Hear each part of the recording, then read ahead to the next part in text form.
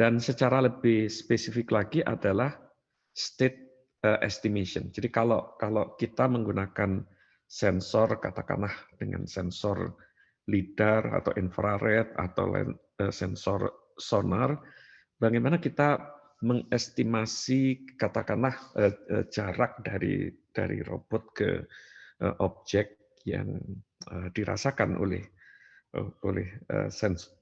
sensor kita. Kemudian yang itu merupakan bagian dari persepsi dan pada dasarnya merupakan state estimation. Jadi Anda yang sudah mempelajari multivariable feedback control tentu sudah pernah mempelajari state estimation ini ya, state observer atau state estimation.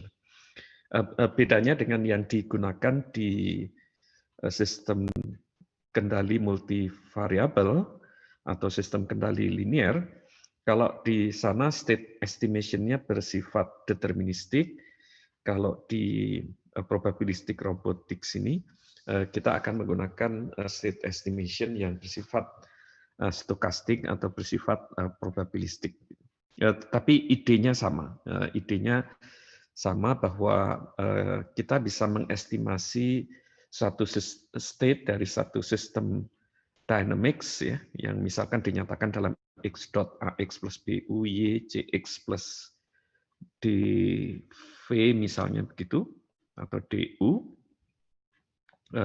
kita bisa menggunakan state estimation atau observer untuk mengestimasi state-state tertentu yang tidak diukur secara langsung oleh sensor kita atau pada situasi di mana sensor kita itu bersifat tidak ideal dan mengandung ketidakpastian atau ketidakakuratan. Kemudian bagian yang kedua itu yang terkait dengan aspek action. Jadi menggerakkan robot kita, itu misalkan dengan menggunakan perbedaan kecepatan putar kanan, roda kanan dan roda kiri pada mekanisme differential drive, dan kita akan pada dasarnya akan melakukan optimisasi dari satu utilitas tertentu. Itu akan nanti didetailkan lebih lanjut. Nah,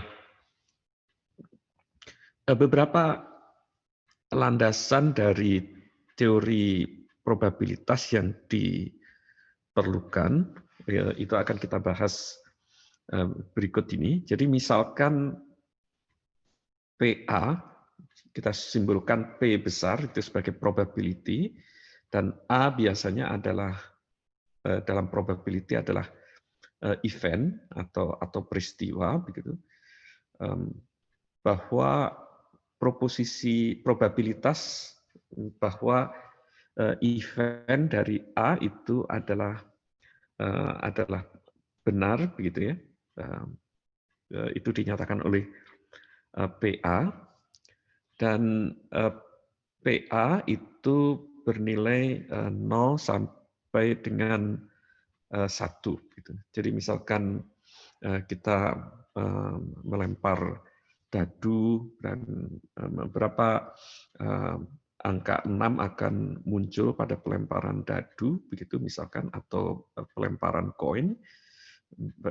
Bagaimana probabilitas dari head itu akan muncul, atau bagaimana probabilitas dari hari ini itu akan mendung, akan hujan, gitu. Itu merupakan probabilitas dari event, dari peristiwa, atau seberapa tepat kita bisa menembak satu target tertentu misalnya, itu juga merupakan probabilitas. Nah, konvensi kita adalah probabilitas dari benar ya, itu sama dengan 1 dan probabilitas dari salah itu sama dengan 0 gitu. Itu ini aksioma atau konvensi, dan probabilitas A atau B. Jadi kita punya 2 event, A atau B, itu sama dengan probabilitas dari A ditambah probabilitas dari B dikurangi probabilitas dari A dan B, begitu. Jadi tanda topi ya yang mengarah ke bawah itu dan, sementara tanda topi yang mengarah ke atas itu atau. Jadi kurang lebih kalau kita ilustrasikan sebagai event begitu, katakanlah kita mengatakan probabilitas dari misalkan saja pada pelemparan dadu begitu, probabilitas dari munculnya angka 3 atau angka 5 itu sama dengan probabilitas dari munculnya angka 3 ditambah probabilitas dari munculnya angka 5 dikurangi probabilitas dari munculnya angka 3 dan 5. Kurang lebih seperti itu pada pelemparan dadu.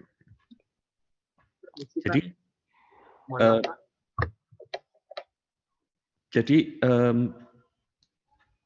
berdasarkan aksioma 3 ini, maka kita bisa menggambarkan satu diagram Venn seperti yang diperlihatkan oleh ini, dan itu pada dasarnya merupakan irisan ini. Jadi probabilitas dari A atau B itu merupakan union dari dua set A dan B ini. Dan semesta pembicaraan kita adalah true, ya, yang probabilitasnya sama dengan 1. Itu yang biasanya kita gunakan untuk menyatakan probabilitas dari event A atau event B. Itu mirip seperti union gitu, dan event probabilitas dari event A dan B itu dapat dinyatakan sebagai interseksi antara set A dengan set B. Nah, dengan menggunakan aksioma ini, maka kita bisa mengatakan probabilitas dari A atau bukan A, gitu ya. Jadi A dan bukan A, ya, di luar dari set A, itu sama dengan, ya, kita gunakan aksioma tadi, PA ditambah P bukan A dikurangi P A irisan bukan A, gitu. Karena kita tahu bahwa probabilitas dari A atau bukan A itu pada dasarnya sama dengan true, ya, sama dengan keseluruhan dari set ini, itu probabilitas dari true, maka kita bisa nyatakan ini sebagai PA, P bukan A minus P false. Ya. A yang diinterseksi dengan bukan A itu 0 pada dasarnya, dan itu adalah probability dari false. Ini sama dengan 1, dan di sini selanjutnya menjadi PA ditambah P bukan A.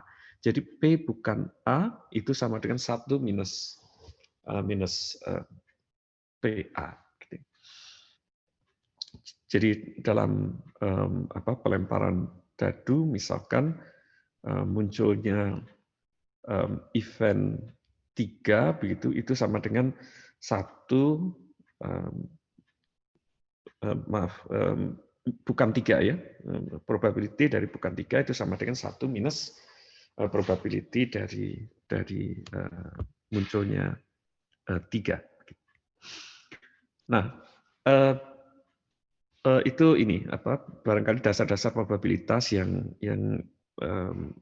Anda sudah pelajari di S1, dan kemudian konsep ini itu dapat diterapkan pada variabel, ya, pada suatu variabel dalam pengertian peubah ya dalam matematika. Jadi misalkan X itu menyatakan satu variabel yang bersifat acak, ya, random. Jadi variabel, tetapi variabel ini sifatnya bukan deterministik, tetapi bersifat random atau bersifat acak, di mana variabel X itu dapat mengambil nilai pada X1, X2, dan seterusnya sampai Xn. Gitu. Karena sifatnya itu discrete. Gitu ya. Jadi variabel yang random, yang bisa memiliki nilai yang finite atau countable, yang dinyatakan oleh X1, X2, dan seterusnya sampai Xn. Oke.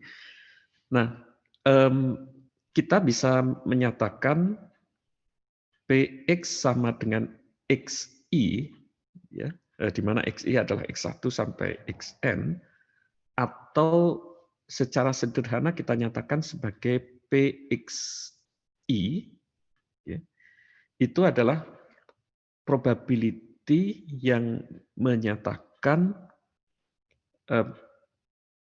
berapa nilai dari probability bahwa random variabel X itu memiliki nilai sama dengan Xi, gitu ya. Jadi dinotasikan oleh Px sama dengan Xi atau secara ringkas sebagai Pxi. Nah, kita akan menyatakan P dot ini.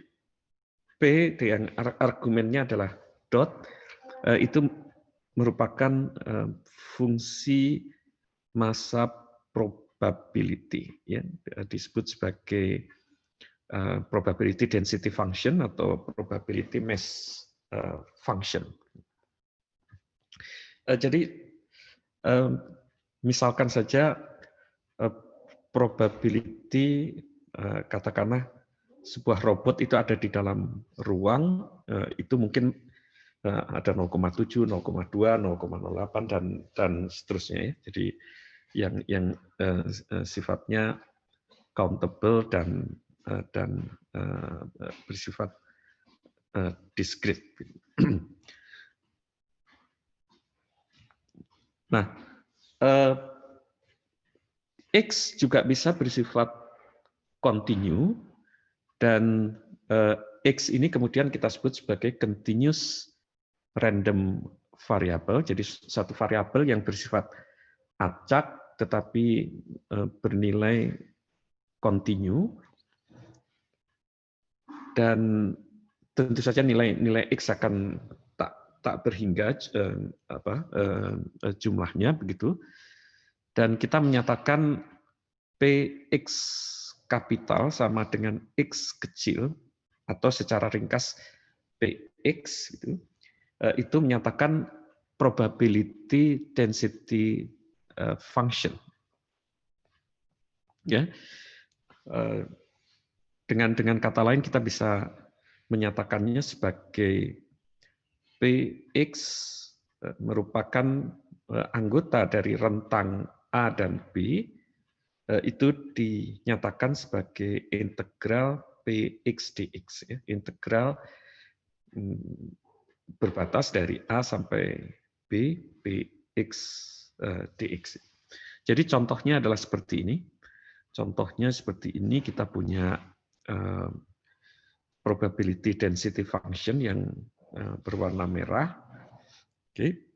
Dengan yang mendatar ini merupakan nilai x yang bersifat kontinu, gitu. Jadi kita bisa mengatakan Px di mana x sama dengan, katakanlah misalkan ini adalah nilai 2,4 gitu, itu besarnya adalah misalkan 0,15 misalnya, dan probability-nya akan meningkat di rentang-rentang ini dan kemudian menurun di rentang-rentang yang lebih besar, di nilai-nilai yang lebih besar. Atau kita punya yang berwarna hijau gitu, itu probability density function yang lain, yang menyatakan bagaimana fungsi densitas, ya, fungsi kerapatan dari probabilitas dari satu random variabel, gitu. Itu diilustrasikan oleh ini. Jadi naik di situ, mengalami puncak di situ, kemudian turun lagi dan seterusnya. Jadi ini setiap continuous random variable itu memiliki probability density function yang kita harus ketahui atau harus kita asumsikan. Berbeda dengan sistem yang sifatnya discrete, itu fungsi-fungsi yang tadi bersifat kontinu itu akan memiliki nilai discrete tertentu. Gitu. Di ini ya, kalau x-nya merupakan nilai discrete, dia punya nilai discrete di sini, gitu, dan pada setiap nilai discrete dia punya probability tertentu, gitu, yang itu merupakan discrete probability mass function-nya. Gitu. Nah, konvensi kita adalah pada kasus yang discrete, semua penjumlahan dari probabilitas itu sama dengan 1, gitu. Jadi 0,3 mungkin 0,4, 0,1, 0,2 jumlahnya sama dengan 1. Dan pada continuous case, integral dari Px dx, ya, summation digantikan oleh integral pada continuous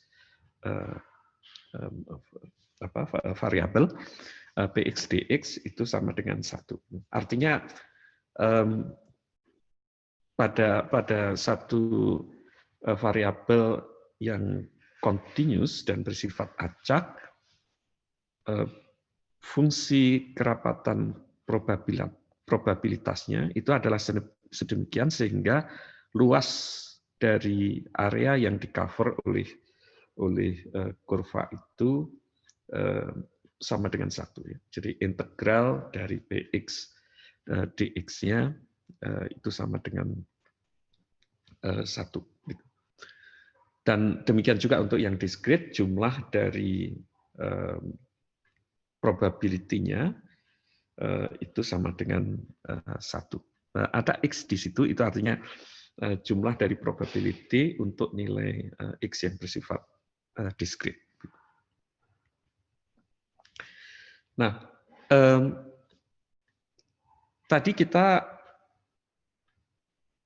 mempelajari tentang ini, tentang pernyataan atau dan begitu, ya, yang dinyatakan oleh union dan interseksi, kita perluas gitu, sebentar, saya harus mungkin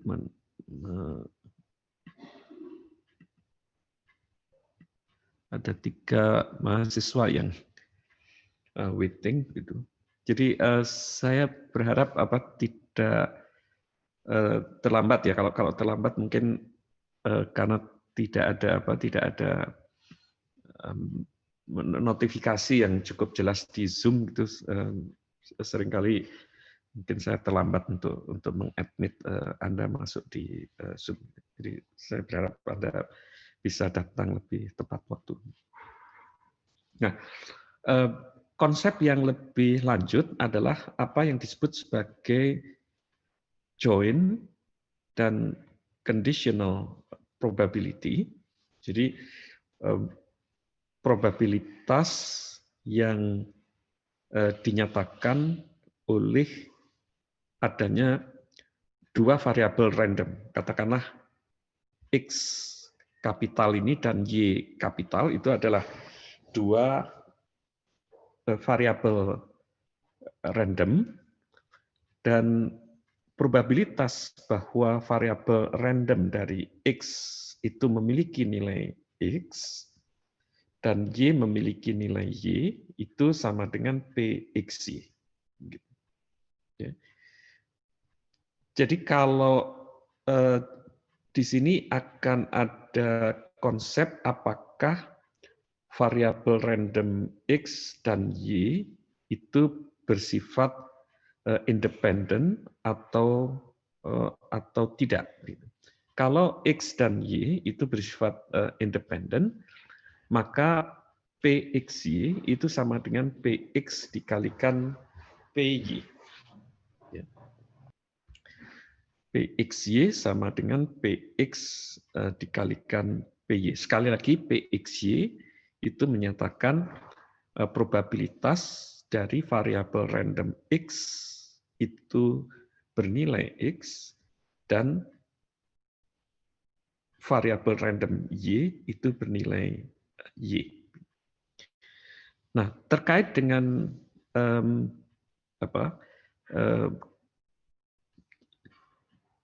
probabilitas yang melibatkan 2 random variabel ini, kita juga mengenal conditional probability.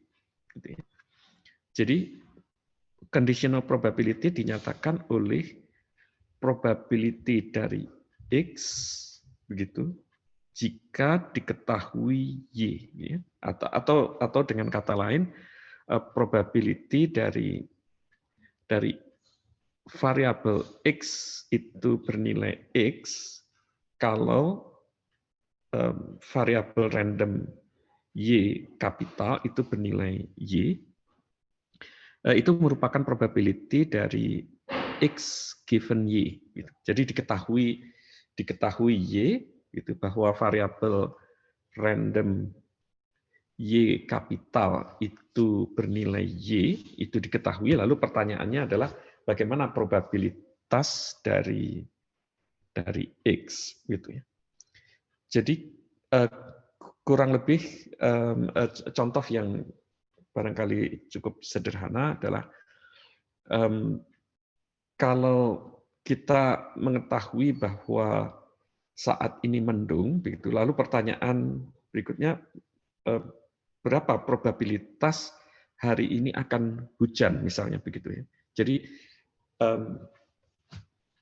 hari ini akan mendung itu kita ketahui, ya,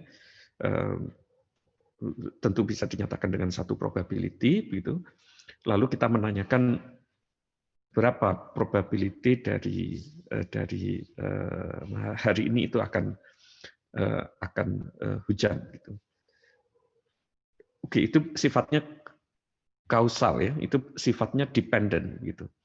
Tapi kalau dalam pelemparan dadu, misalkan kita melakukan 2 kali lemparan yang pertama muncul angka 3 misalnya begitu, lalu kita bisa menanyakan pada lemparan kedua berapa probability akan muncul angka 5 misalnya begitu.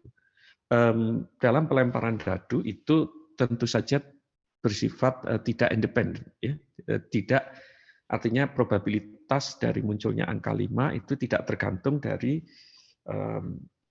probabilitas yang diketahui pada lemparan yang pertama. Gitu. Itu bersifat independen. Nah, kembali ke ini, probabilitas dari X diberikan Y itu sama dengan ini. Jadi kita menggunakan notasi garis ini ya, garis vertikal itu untuk menyatakan berapa probability ya dari random variable X itu bernilai X jika diketahui random variable dari Y itu bernilai Y kecil, gitu ya. Kalau kita gunakan notasi ini. Nah, itu sama dengan PXY dibagi PY, begitu. Atau jadi PXY adalah ini ya, PXY adalah ini, dan ya, jadi probability dari variabel X itu bernilai X dan probability dari variabel random Y itu bernilai Y dibagi dengan probability dari Y, begitu. Ya, ini unconditional probability PY. Dan PXY tadi ya, dengan pernyataan dan probability dari X itu bernilai X dan Y bernilai Y itu sama dengan probability dari X diberikan Y dikalikan PY. Itu dari sini, dari persamaan di atasnya. Nah, kalau X dan Y itu merupakan random variabel yang bersifat independen, maka PXY itu sama dengan PX. Demikian juga PX diberikan Y itu sama dengan PX. Jadi seperti tadi, kalau kita melempar 2 kali dadu,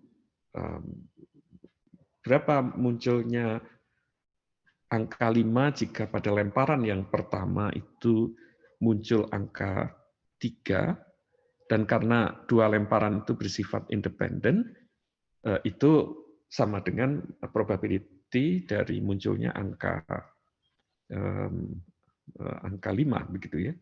Tidak tergantung dari lemparan yang pertama yang memunculkan misalkan angka 3. Jadi kalau X dan Y itu merupakan variabel random yang independen, maka PX diberikan Y itu sama dengan PX itu sendiri. Khusus untuk contoh lemparan dadu tadi sifatnya diskret ya, tentu saja ya. Dia bisa dikembangkan untuk variabel random yang bersifat kontinu.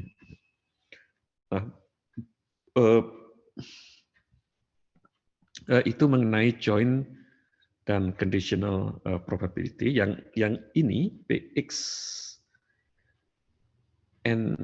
sama dengan X dan Y sama dengan Y, atau disingkat dengan PXY, itu disebut joint, gitu.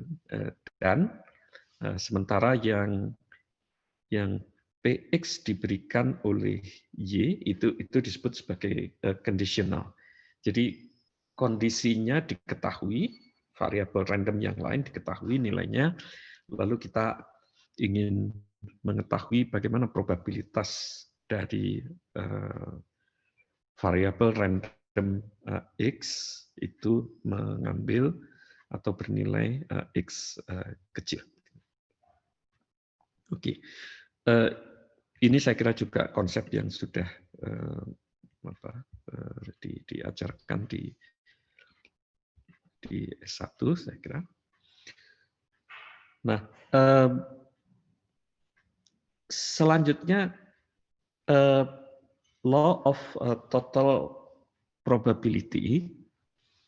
Jadi pada kasus yang sifatnya diskrit, P dari X, ya, jadi satu random variable X itu mengambil nilai X, itu sama dengan sigma, ya, penjumlahan dari probabilitas X diberikan Y dikalikan PY. Dan untuk sistem yang sifatnya kontinu, di mana X merupakan variabel random kontinu, maka Px itu adalah integral dari probabilitas dari X diberikan Y dikalikan PY dy. Ya, ini disebut sebagai hukum probabilitas total, yang merelasikan antara probabilitas dari sesuatu random variabel dikaitkan dengan probabilitas dari random variabel itu diberikan event yang lain, gitu, diketahui, atau random variabel yang lain Y diketahui dikalikan dengan probabilitas dari event yang lain tersebut.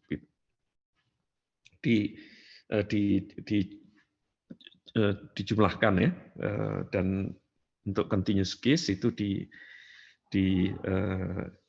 integral, dan penjumlahannya sejumlah sejumlah random atau nilai diskrit dari random variabel Y. Jadi misalkan Y itu bisa memiliki nilai diskrit yang banyaknya count-nya adalah 5, begitu, maka penjumlahan itu dilakukan 5 kali. Oke, itu conditional probability, dan hukum ini disebut sebagai hukum total probability. Nah, bagian yang merupakan conditional probability, ya, summation di sini, summation dari PXY ini, itu kita sebut sebagai marginalisasi. Untuk sistem diskrit adalah ini, dan untuk sistem yang kontinu itu adalah PXY dy. Sekali lagi, maaf, tidak ada kaitannya dengan yang ini, ya. Jadi PXY itu dinotasikan atau diartikan sebagai probabilitas dari satu random variabel X itu bernilai X, dan Y itu bernilai Y. Ya. Itu ini.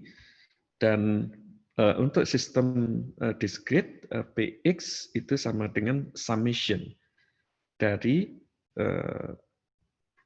jadi untuk nilai-nilai diskrit dari Y itu joint probability X dari Y yang dijumlahkan sebanyak, misalkan kalau Y itu ada 5, itu sebanyak 5, begitu. Dan pada sistem kontinu itu Px sama dengan integral dari joint probability Pxy DY. Itu konsep dalam probabilitas yang dikenal sebagai marginalisasi, dan menggunakan joint probability yang bisa bersifat discrete atau bersifat kontinu. Gitu. Nah,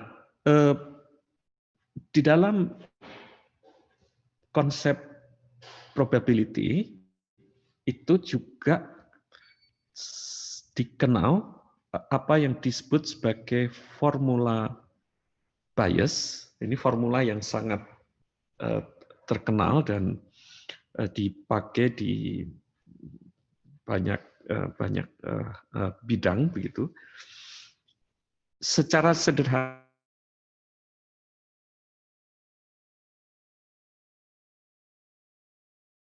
probability dari X, Y itu sama dengan, ya, jadi PXY menyatakan berapa probability dari random variable X itu bernilai X kecil, dan random variable Y itu bernilai Y kecil. Gitu.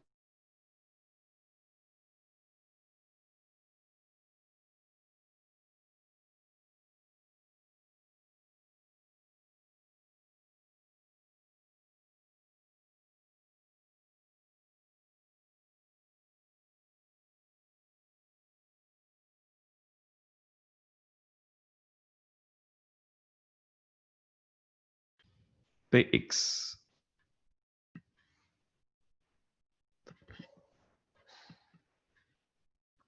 Tes, suara saya masih terdengar? Masih ya? Masih, Pak. Ya, ini kebetulan internet aksesnya agak kurang baik. Baik, jadi kita lanjutkan. Permisi, Pak. Slide-nya belum muncul, Pak. Oh, slide-nya belum muncul. Sebentar. Ini saya harus masuk lagi ke ini. Barusan tiba-tiba keluar.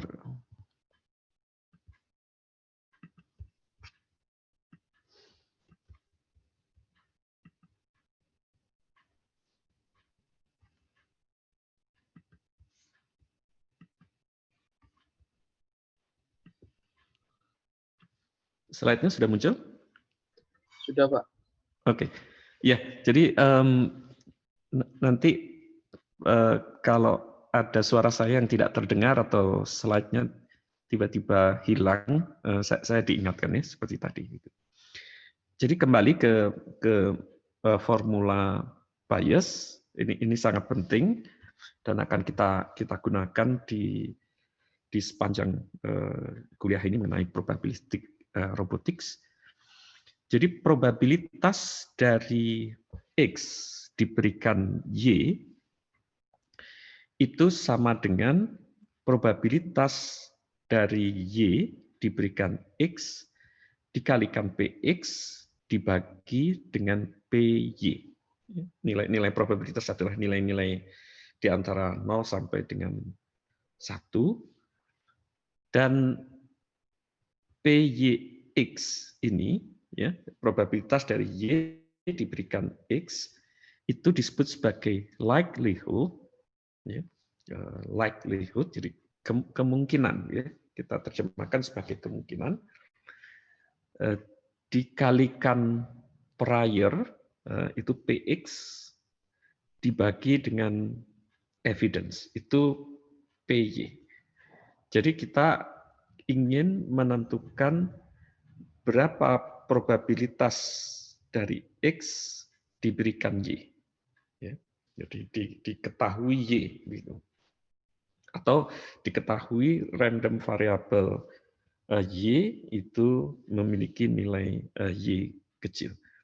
Itu akan dinyatakan oleh formula bias ini yang menyatakan conditional probability dari Y diberikan X, gitu ya. Jadi dibalik dari pernyataan di sini, dikalikan PX dibagi PY. Nah, ini yang kita sebut sebagai likelihood, probabilitas dari Y diberikan oleh X, dan PX itu sebagai prior, ya, prior, dan PY sebagai evidence. Ya, jadi Anda bisa contohnya misalkan berapa probability dari dari terjadinya hujan gitu kalau diberikan saat ini mendung gitu misalkan, itu sama dengan probability dari mendung kalau diketahui hujan gitu dikalikan probability dari hujan dibagi probability dari mendung gitu. Kita akan gunakan ini likelihood, prior dan evidence ini di sepanjang kuliah ini. Nah, dikaitkan dengan teorema Bayes tadi, ada yang disebut sebagai normalisasi, gitu. Jadi satu algoritma yang dipakai untuk menormalisasi. Jadi kita gunakan teorema Bayes, probability dari X diberikan Y sama dengan probability dari Y diketahui X dikalikan PX dibagi PY gitu. Nah, 1/PY, 1/PY ini itu kita nyatakan sebagai sita ya, sita dikalikan PYX dikalikan PX. Nah, ini inverse dari PY adalah sita itu sama dengan 1 dibagi sigma dari PYX PX gitu. Oke. Nah, algoritma yang kita gunakan untuk melakukan normalisasi itu adalah seperti ini. Jadi untuk setiap X kita punya katakanlah variabel kita sebut aux X diberikan Y sama dengan P Y diketahui X dikalikan PX dan nilai sita ini itu adalah 1 dibagi sigma dari aux X diberikan Y ya dijumlahkan. Lalu untuk setiap X, probability dari X diberikan Y, itu adalah sita dikalikan aux EY ini. Itu apa yang kita sebut sebagai normalisasi. Gagasannya sederhana saja. Gagasannya sebetulnya kita menyatakan 1/PY ini sebagai nilai variabel sita ini begitu, dan kita menggunakan algoritma ini untuk melakukan normalisasi. Itu ini ya. Jadi kita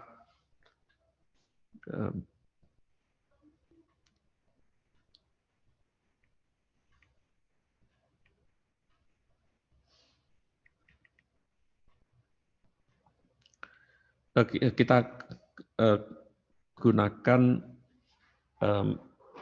normalisasi ini untuk pernyataan atau teorema bias pada teori probability, pada konsep probability. Nah,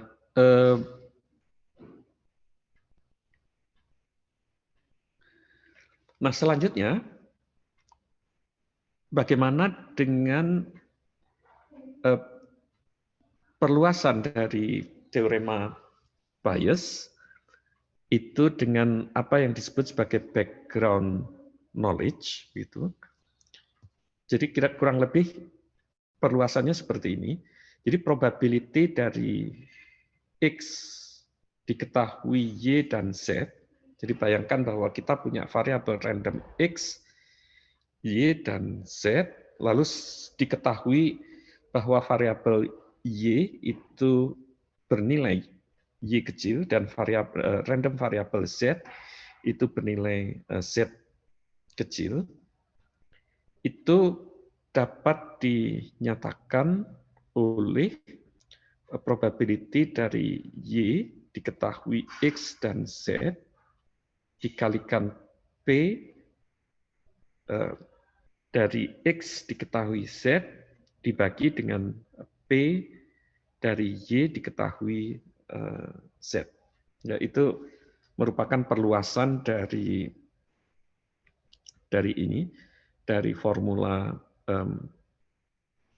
bias ini, ya, yang sebelumnya ini. Jadi diketahui hanya satu random variabel Y saja, kita perluas bagaimana kalau ada diketahui variabel nilai dari variabel random yang lain, ya, Z itu dengan bias rule dapat dinyatakan sebagai probability dari Y diberikan X dan Z dikalikan P X Z dibagi dengan P Y Z.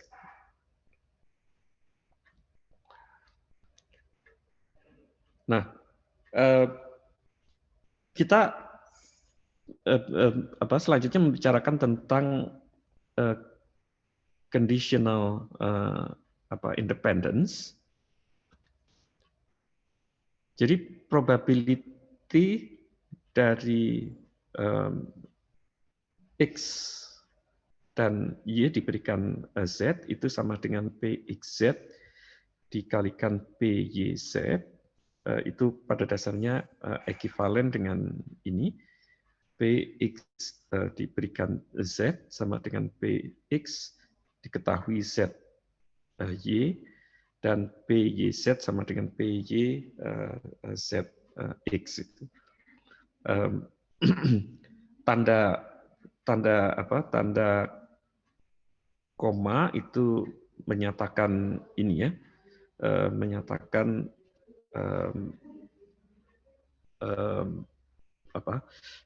joint probability. Nah,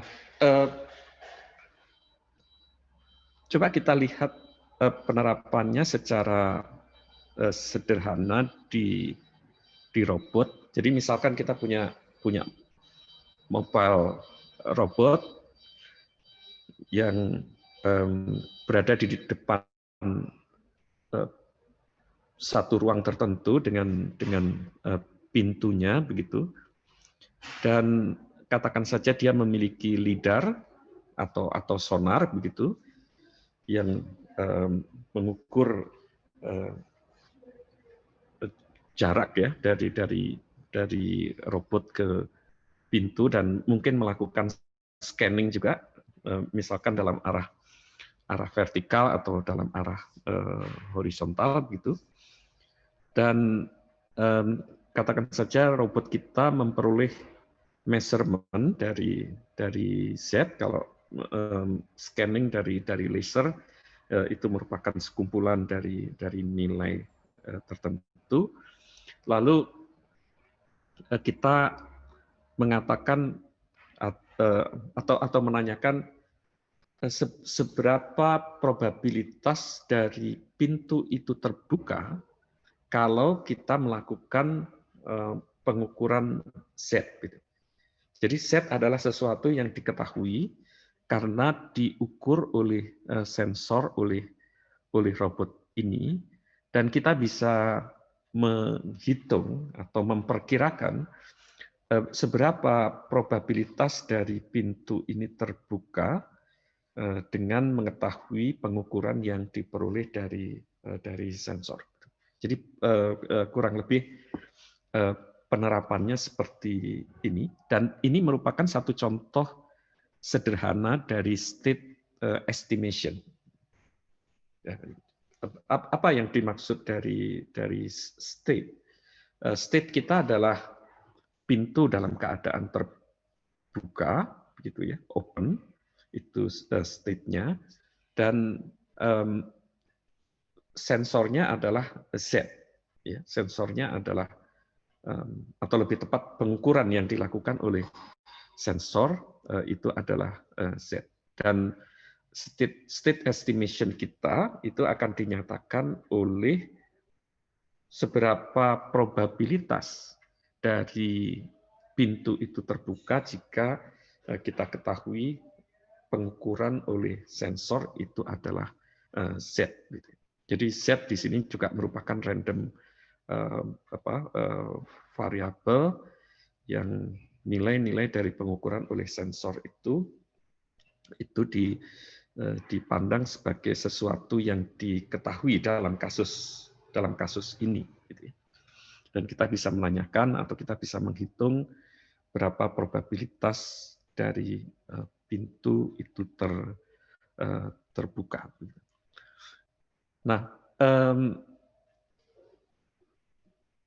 P probabilitas dari pintu itu terbuka diberikan oleh Z itu biasanya kita sebut sebagai diagnosis. Jadi diagnosis kita itu pada dasarnya merupakan state estimation. Dan PZ open, jadi diketahui bahwa pintu itu terbuka, lalu kita sebaliknya menghitung berapa probabilitas dari pengukuran kita itu bernilai Z. Itu disebut sebagai causal, dan seringkali pengetahuan causal itu lebih mudah diperoleh, dan Bayes rule memungkinkan kita menggunakan causal knowledge itu untuk menentukan state estimation kita. Ya. Berapa probability dari pintu itu terbuka diberikan oleh pengukuran dari sensor itu sama dengan probability dari Z dari pengukuran oleh sensor diberikan fakta bahwa pintu itu terbuka dikalikan probabilitas dari pintu itu terbuka dibagi probabilitas dari Z. Ini penerapan dari Bayes rule dengan menggunakan causal knowledge. Jadi ini adalah causal knowledge-nya, ya, yang biasanya lebih mudah diperoleh, begitu, dibandingkan dengan diagnostik probability-nya, begitu.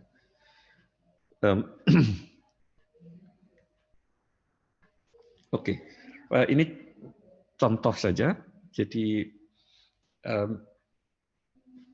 probability dari Z, misalnya diketahui pintu itu open sama dengan 0,6 misalkan, dan probability dari Z diketahui bahwa pintu itu tidak terbuka atau tertutup, misalkan sama dengan 0,3, probability dari open dan probability dari tertutup itu sama dengan setengah begitu. Ya. Misalkan ini adalah sesuatu yang diketahui, maka P open Z itu sama dengan PZ open dikalikan P open dibagi PZ ini, PZ open, P open plus PZ tidak open dan P tidak open gitu ya. Dan dengan menggunakan kalkulasi ini lantas bisa kita hitung besarnya adalah 0,67. Jadi contoh ini memperlihatkan bahwa Z itu menaikkan probabilitas bahwa pintu kita itu terbuka begitu dari contoh ini. Nah, sekarang misalkan kita memiliki observasi yang lain. Katakanlah robot kita memiliki sejumlah sensor. Jadi misalkan kita punya 6 sensor ultrasonik yang dipasang di mobile robot kita begitu. Dan observasi yang kedua itu adalah kita sebut sebagai Z2. Lalu pertanyaannya bagaimana kita mengintegrasikan informasi ini, atau dengan kata lain bagaimana kita menyatakan probability dari X jika misalkan sensor yang pertama mengukur Z1 dan seterusnya sensor N mengukur Zn. Nah, itu akan menghasilkan rekursif Bayesian updating yang secara formula dinyatakan oleh ini. Jadi PZN X Z1 Zn minus 1 PX Z1 sampai Zn minus 1 dibagi PZN Z1 Zn minus 1. Begitu. Dan kalau kita menggunakan asumsi yang disebut sebagai asumsi Markov bahwa Zn pengukuran oleh sensor yang ke N itu bersifat independen terhadap pengukuran oleh sensor Z1 sampai Zn minus 1 gitu. Maka Px Z1 Zn itu dapat dinyatakan oleh ini. Ya. Selanjutnya kita nyatakan 1 per PZN Z1 sampai Zn minus 1 itu sita sebagai sita. Jadi sita dikalikan probabilitas Zn diketahui X dikalikan probability dari X diketahui Z1 sampai Zn minus 1. Dan itu sama dengan sita 1 sampai N dikalikan dengan PZI X, ya, perkaliannya dari 1 sampai N dikalikan dengan PX. Oke, jadi kurang lebih seperti ini. Jadi misalkan kita memiliki sensor yang kedua dan itu sama dengan 0,25 misalkan PZ2 tidak open sama dengan 0,3 dan P open Z1 sama dengan 2/3 begitu, maka kita bisa menggunakan rekursif Bayesian formula tadi, ya kita gunakan ini. untuk menentukan atau menghitung total dari berapa probability pintu itu terbuka diberikan pengukuran set 2 dan set 1.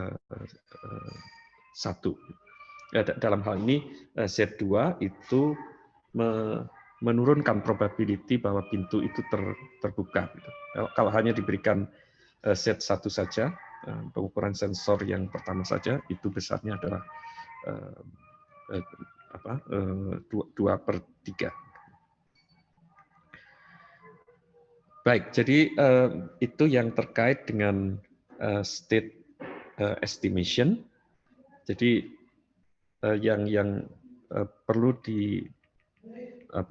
diperhatikan itu bias formula ini, saya kira yang penting merupakan conditional probability begitu, yang dinyatakan sebagai likelihood dikalikan prior dibagi evidence. Saya kira itu untuk sementara, jadi kita istirahat sebentar, kurang lebih dalam waktu 5 menit. Saya close dulu ininya.